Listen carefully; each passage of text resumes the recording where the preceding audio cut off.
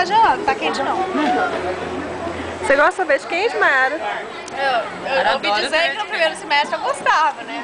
Alguém me disse isso. Nossa, é verdade. Foi você, Paulinha, que falou que sorvete quente era bom? Não, foi a Mayara que falou, Frangiliana. Ah, foi ela mesmo? Sorvete quente existe? Será que existe? Esminioff. A Mayara não é? Esminioff também era você, né? A Paula era calboa. Eu sou calboa, né, gente?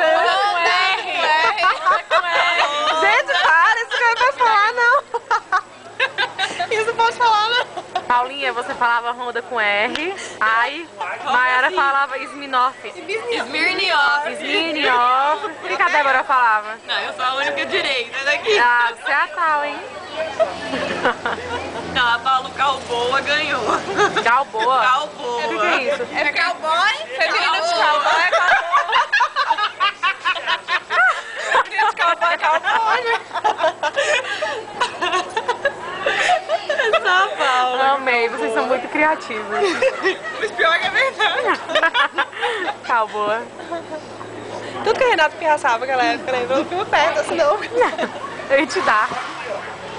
O que mais, gente? Fala mais aí. Quais são as gafas que vocês davam? Tinha muitas. Deixa eu acabar assim de chocolate. Era muitas mesmo. E o sorvete, como é que tá? Tá ótimo. Meu primeiro... Ruim. Eu, bolo de chocolate, tá acabando, né? Como sempre, é do ponto. Horrível. Tá uma delícia, minha filha. Horrível. Amargo. Ô, minha filha. Filha, tá ótimo.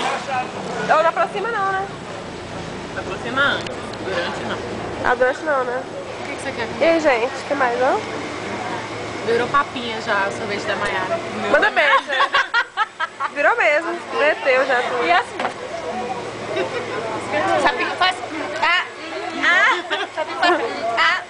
O que é isso? Fazem os sapinhos. É Chaves, amiga. Você não assistiu Chaves? Chaves, aí tá sempre na Eu tenho uma declaração a fazer. Que declaração? Amiga, Ai, para, fala. sou muito triste. Por quê? Eu tô indo embora.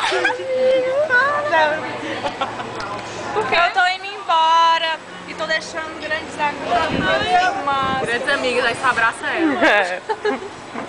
Eu também acho muita falta. Tá não, falta eu ali. Eu confio.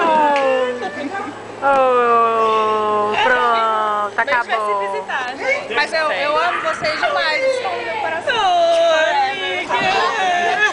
Devia fechar assim, né? Então vai, perto